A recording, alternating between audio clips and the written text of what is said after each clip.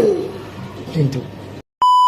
Tengah-tengah buat elok-elok, tengah kopek satu-satu, tiba-tiba meletup semua, geng. Buka ni. Dia terjatuh kat sini bersapai.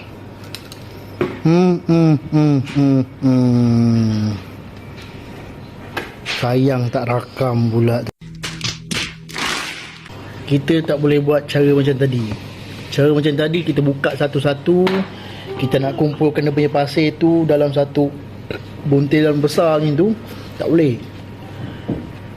Bila dia dah berkumpul banyak macam tu, satu terjatuh je meletup ai. Jadi kita terpaksa guna cara lain. Hasil dia kita tak tahu lagi lah. Betul. Kita kena ni semua ni kita masukkan dalam satu plastik, kita lempar. Jadi kita terpaksa tambahkan lagi 11 kotak untuk bagi dia melotot tu. Macam tu. Okay, let's go. Ada tamat sudah ni kan. Kamu sampai nak buat apa? Sampai nak buat apa? Memang kau buat konten tu. Tamat sudah tu. Cuma repost banyak kan. Tapi kau mau tengok vlog. Aku buat kopi sini. Oh, macam kopi. Okay, kita dah siap keluarkan benda ni.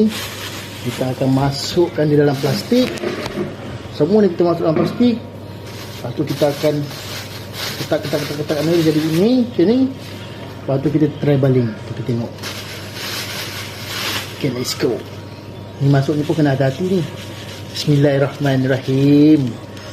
Allahumma salli ala sayyidina Muhammad wa ala ali sayyidina Muhammad. Allahumma ya tak ada. Allahumma salli ala sayyidina Muhammad wa ala ali sayyidina Muhammad.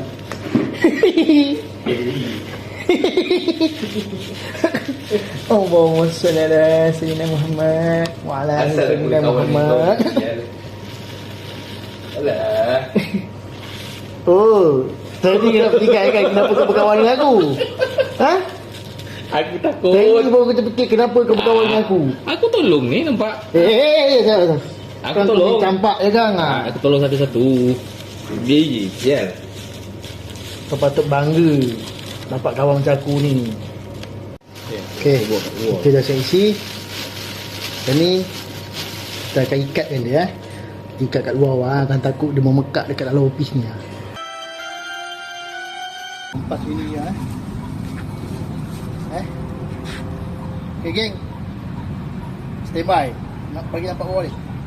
1, 2, 3.